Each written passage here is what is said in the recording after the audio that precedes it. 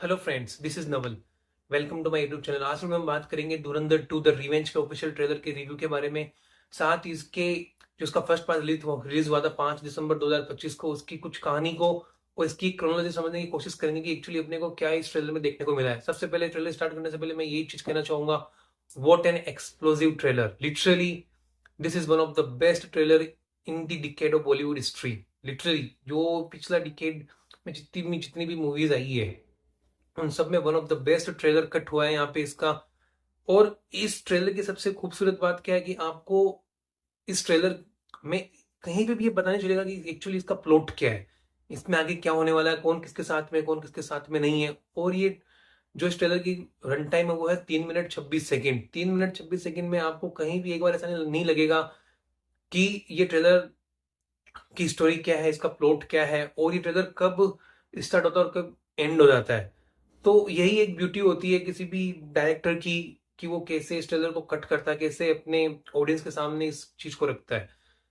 इस ट्रेलर के बारे में बात करने से पहले सबसे पहले हम बात करना चाहेंगे धुरंधर 2025 के बारे में कि वो स्टोरी क्या थी और उसके बाद में ये स्टोरी अब कहाँ से आगे स्टार्ट होगी। तो सबसे पहले मैं ये आपको बताता हूँ कि जो धुरंधर आई थी 2025 में, ये एक जियो पॉलिटिकल और जो इंडिया पाकिस्तान के बीच में कॉन्फ्लिक्ट रहे हैं उसके ऊपर ये स्टोरी बेस्ड है। और ये ऐसी नहीं, it's not like that you are watching movies from Yasraj film spy universe और any other Bollywood spy films जिसके अंदर आपको इंडिया पाकिस्तान साथ में काम करते हुए दिखाते हैं। हाई ऑक्टेन सीन्स होते हैं उनके, लग्जरी ब्रांड्स के वो कपड़े वपड़े पहनते हैं, यहाँ वहां मतलब फ्लाइट से वो लोग आ जा रहे हैं एकदम, मतलब आपको कोई जो जासूस जो ये जो स्पाई वगैरह होते हैं, जो रो एजेंट वगैरह होते हैं, उनकी आपको एक फैंटेसी वर्ल्ड देखने को मिलता है बॉलीवुड की जो अदर टिपिकल मूवीज होती है स्पाई जॉनर में।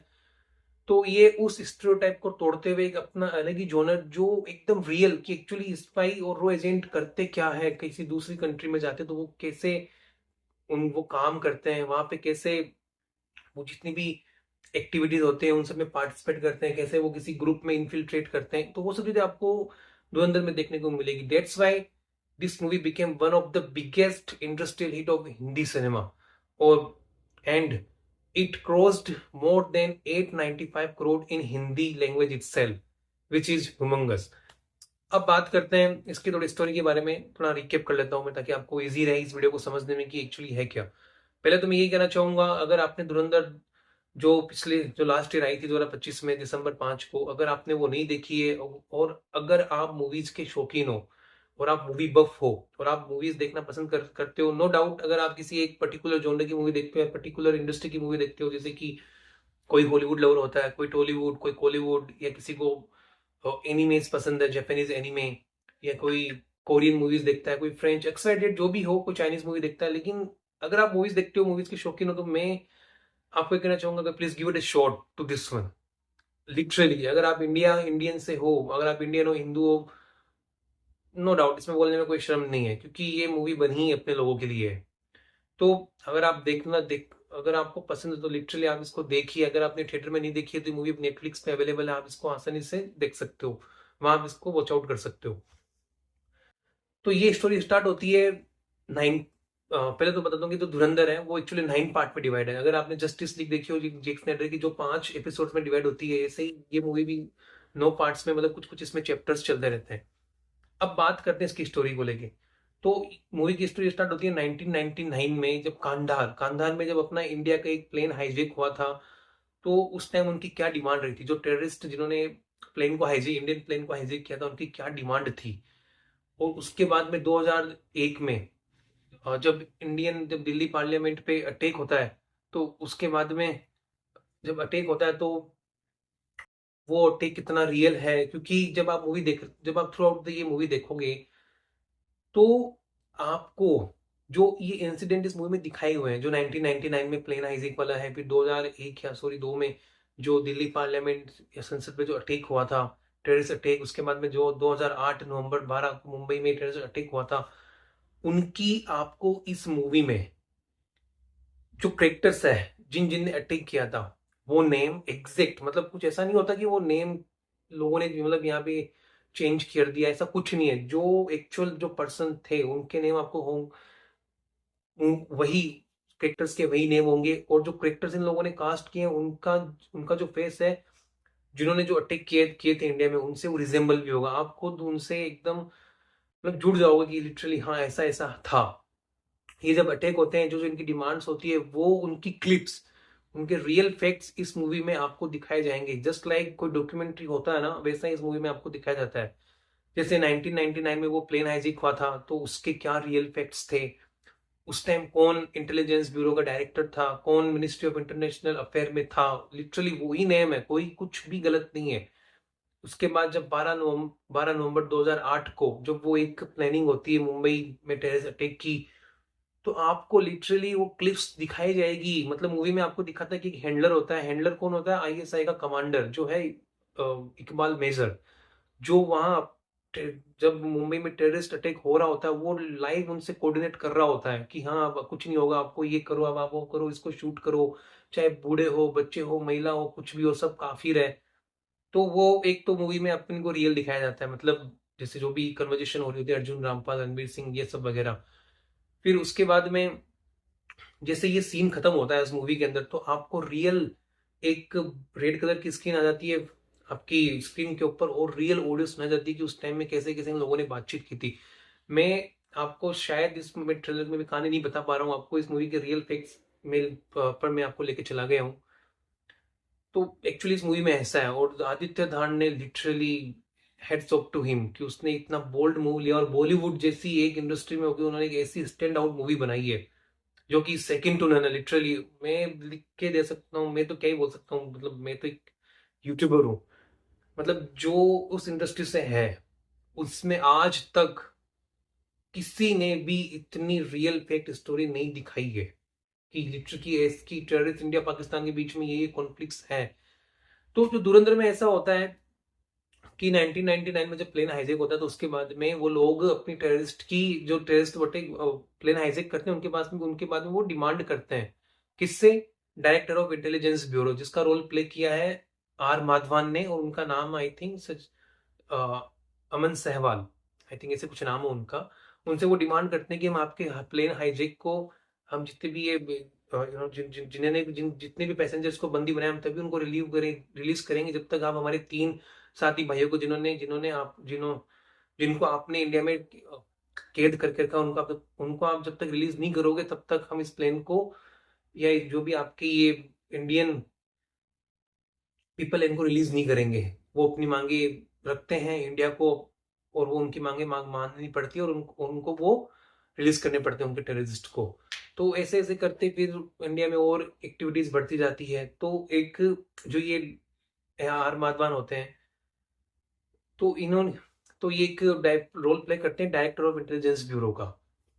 ये प्रोजेक्ट लेके आते हैं धुरंधर। इस प्रोजेक्ट के अंतर्गत ये ऐसे ऐसे लोगों को शामिल करेंगे जो या तो सनकी हो, कैदी हो, या फिर फरार हो। उनको रो एजेंट की ट्रेनिंग दी जाएगी, और इंडिया का मकसद पूरा करने के लिए उन्हें रो एजेंट में भर्ती करेंगे, उनको ट्रेनिंग देंगे, और फिर उनको पाकिस्तान भेजेंगे, ताकि वो वहां पे जो टेररिस्ट एक्टिविटीज हो रही होती है उनके अंदर वो इन्फिल्ट्रेट करे, और उनको, जो भी वो एक्टिविटीज कर रहे होते हैं, उनको वो रोके। तो ये इस मूवी का मेन होता है। धुरंधर, एक्चुअली धुरंधर एक प्रोजेक्ट का नाम होता है, और इस धुरंधर प्रोजेक्ट जो नाम होता है, इसमें जो एजेंट होता है वो होता है रणवीर सिंह, जिसका पाकिस्तानी नेम होता है हमजा अली मजारी, और एक्चुअल में उसका नेम होता है इस मूवी का करेक्टर का जसकिरत सिंह रांगी। तो ये वहां जाता है, जाने के बाद में ये 1 साल तक वहां किसी जूस सेंटर पे काम करता है। फिर वहां काम करने के बाद में, मतलब जूस सेंटर होता है एक, रागी रागी नाम का एक इलाका होता है, सॉरी लियारी लियारी नाम की एक जगह होती है कराची के सबब एरिया। सबब का मतलब होता है कि जो कराची के आउटर साइड में हो गया। तो लियारी नाम की एक जगह होती है, वहां पे 2 गुट होते हैं। एक डक वहां 2 गुट का ग्रुप चलता है। एक रहमान डक्के, जिसका रोल प्ले किया अक्षय खन्ना ने, और उसके बाद में रणवीर सिंह को, जो कि उन्होंने रोल प्ले किया हामिद हमजा अली मजारी ने, उसको इन्फ्लिट्रेट करना है रहमान डकैत के ग्रुप में, ताकि फ्यूचर में होने वाली टेररिस्ट एक्टिविटी को वो अंजाम दे सके, मतलब उनको रोक सके, ताकि उनके रूट तक जाके उनको वो रोक सके। फिर कैसे धीरे धीरे कहानी आगे बढ़ती है, इसमें कैसे कैसे नए नए करेक्टर्स की एंट्री होती है, जैसे कि संजय दत्त, उन्होंने रोल प्ले किया एसपी चौधरी असलम का, जो कि अगेंस्ट होता है रहमान डकैत के, जो रहमान डकैत को मारना चाहता है। साथ में रहमान डकैत जिस पार्टी का एक मेंबर होता है, जैसे पाकिस्तान आलिम पार्टी, जिसमें एक क्रिकेटर होता है जमील जमाली। तो इनमें कैसे पॉलिटिकल सियासी वो सब चलते रहते हैं, कैसे दाव पेच होते रहते हैं। फिर उसके बाद में अर्जुन रामपाल, जो कि आईएसआई का मेजर होता है, मेजर इकबाल, जो ये सारी टेररिस्ट एक्टिविटीज को अंजाम देने की कोशिश करता है, इनको परफॉर्म करता है इंडिया में, कि कैसे हमें इंडिया में फेक करेंसी भेजनी है, कैसे वहां पे ये टेररिस्ट अटैक करवाने हैं। तो ये सब चीजें धीरे धीरे आप मूवी में जब देखते हो आगे आपको पता चलता है।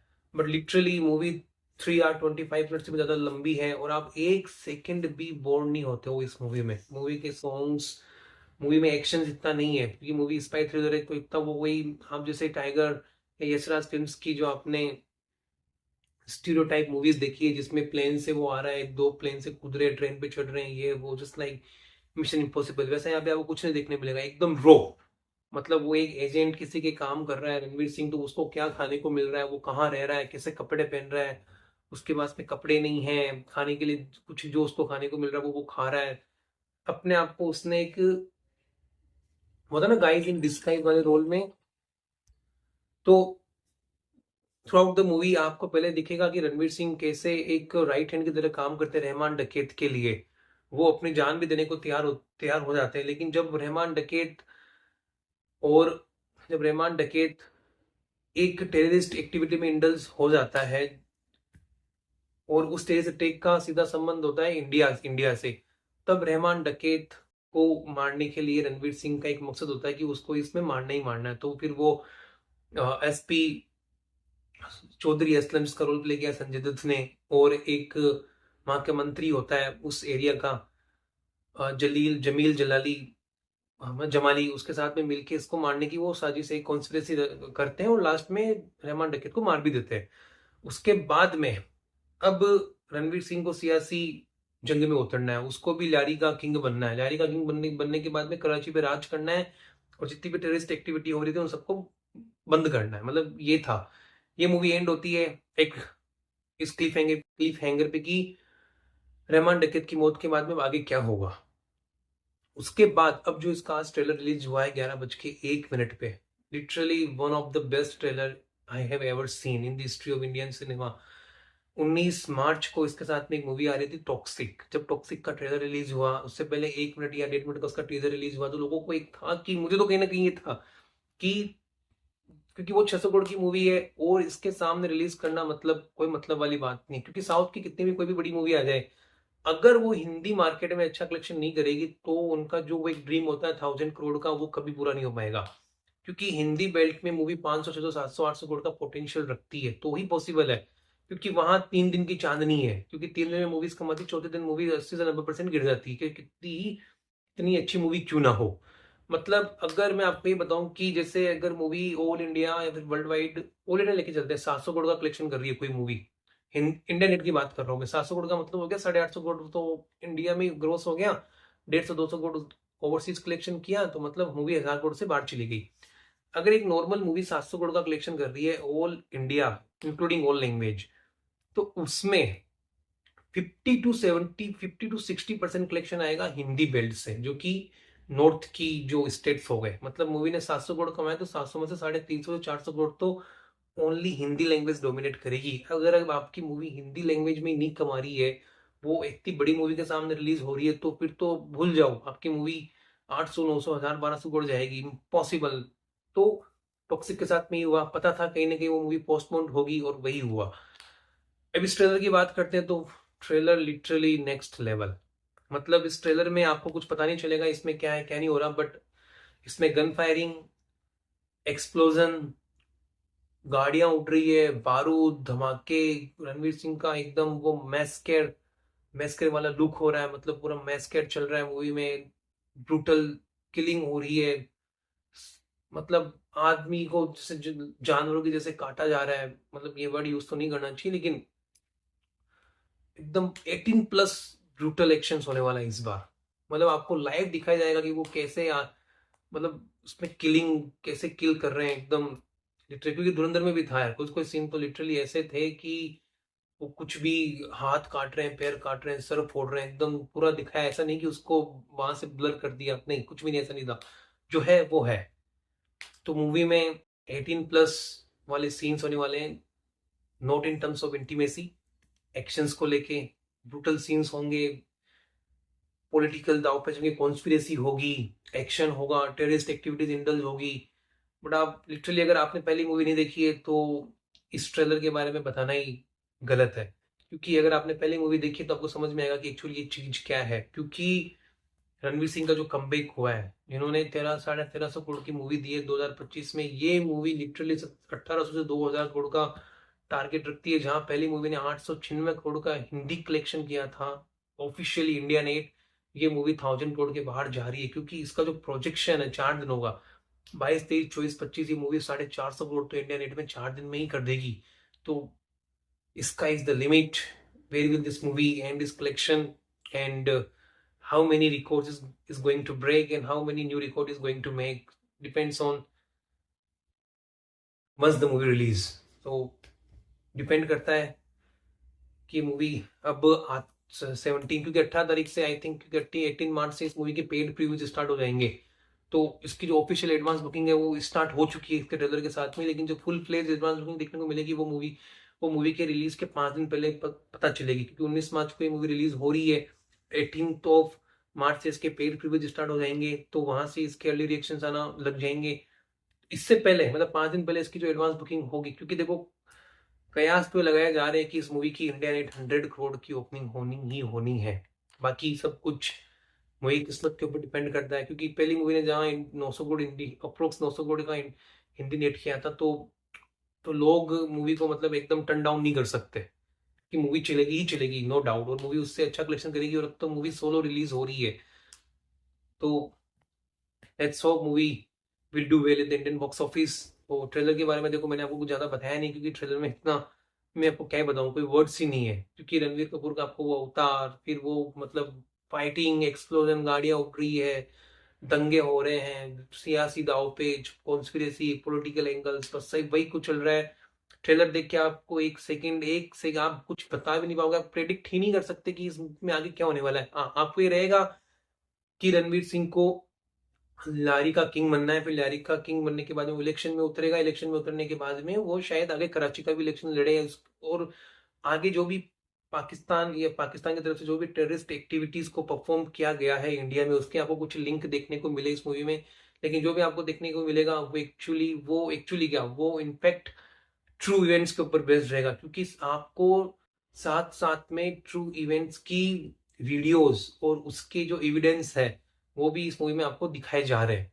ऐसा नहीं है कि मतलब कुछ भी दिखा दिया, जैसे वो सीन खत्म हो रहा है तो उसके बाद में आपको 1 या 2 मिनट की क्लिप दिखाई जा रही है, या फिर उस सीन के बीच में ही आपको रियल लाइफ में जो वीडियोस उस टाइम शूट हुई थी वो आपको उसमें एड की हुई दिखाई जाएगी। कैसे एक आदमी ने मतलब संसद में अपने आप को बम से उड़ा दिया था, उसके मतलब पूरी बॉडी के चिथड़े चिथड़े हो गए थे, तो वो इस मूवी में भी दिखाया है कि कैसे उसने अपने आप को सुसाइड किया, अपने आप को मतलब बम से उड़ा दिया। और उसी की आपको इसकी क्लिप इस मूवी में देखने को मिलेगी, जहां पे उस आदमी ने अपने आप को बम से उड़ाया था।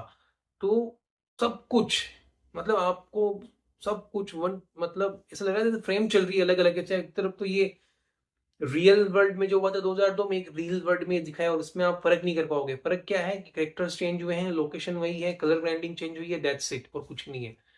तो अगर आप लिटरली मूवीज देखते हो और आप इंडिया पाकिस्तान को एक देखते हो इस नजर से कि हाँ वो एक टेररिस्ट कंट्री है, थी है और रहेगी इंडिया के लिए, तो आपको ये मूवी उसी के पर्सपेक्टिव से देखनी है, तो आपको और